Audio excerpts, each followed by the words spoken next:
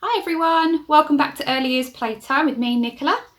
Today we are going to be having story time. Now I found a really nice book that I thought we could all share together.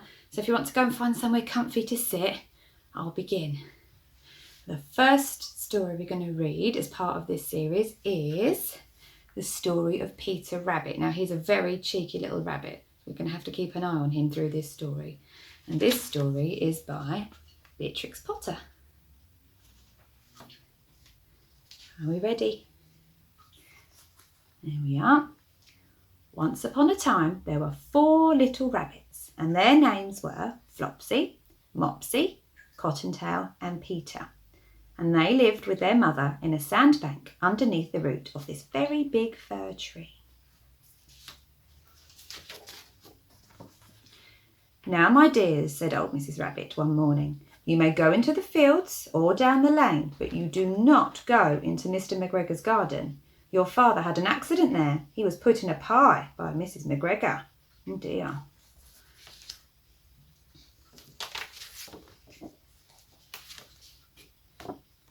"Now run along and don't get into any mischief. I am going out."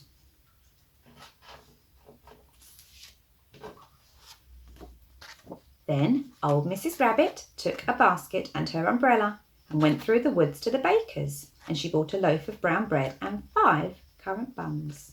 Wonder what those little rabbits are going to do. Well, Flopsy, Mopsy and Cottontail, they were very good little bunnies, and they went down the lane to gather some blackberries. But Peter, who was very, very naughty, ran straight away to Mr. McGregor's garden, and he squeezed under the gate. He didn't listen to his mummy, did he? First, he ate some lettuces and some French beans, and then he ate some radishes. I think he's eaten too much. And then, feeling rather sick, he went to look for some parsley. That should make him feel better. But round the end of a cucumber frame, whom should he meet but Mr. McGregor? Oh no! Mr. McGregor was on his hands and knees planting out some young cabbages, but he jumped up and ran after Peter, waving a rake and calling out, "Stop, thief!" Peter was most dreadfully frightened. He rushed all over the garden. He'd forgotten the way back to the gate. Wonder if he's going to get away.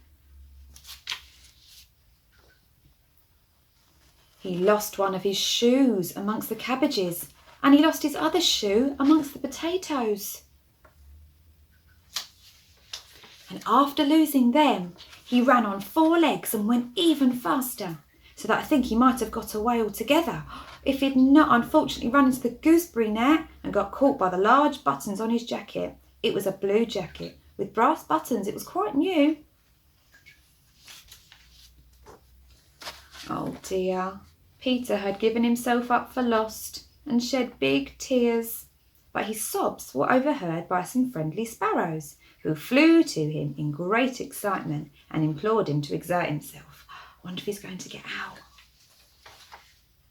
Oh, Mr. McGregor came up with a sieve, which he intended to pop upon the top of Peter. But Peter wriggled out just in time, leaving his jacket behind him. Oh, not his lovely blue jacket.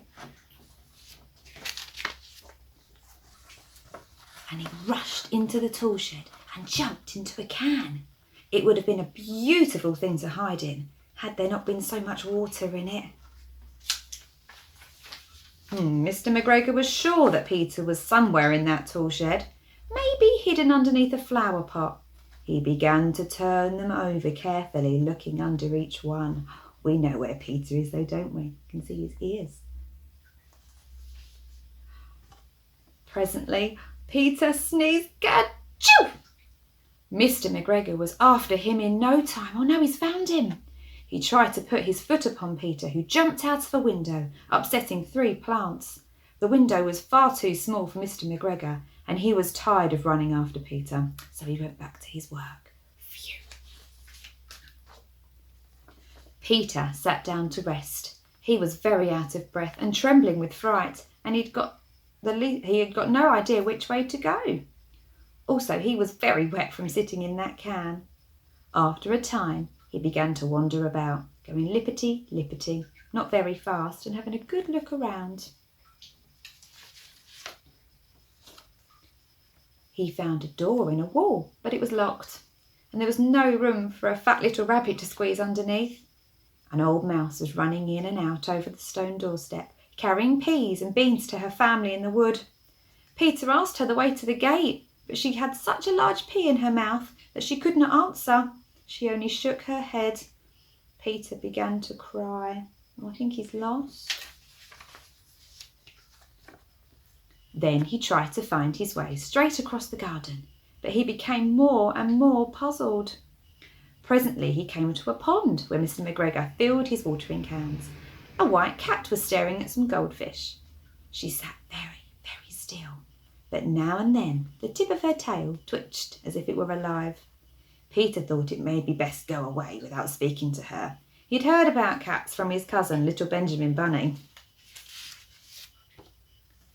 He went back towards the tool shed, but suddenly, quite close to him, he heard the noise of a hoe. Scritch, scratch, scratch, scritch.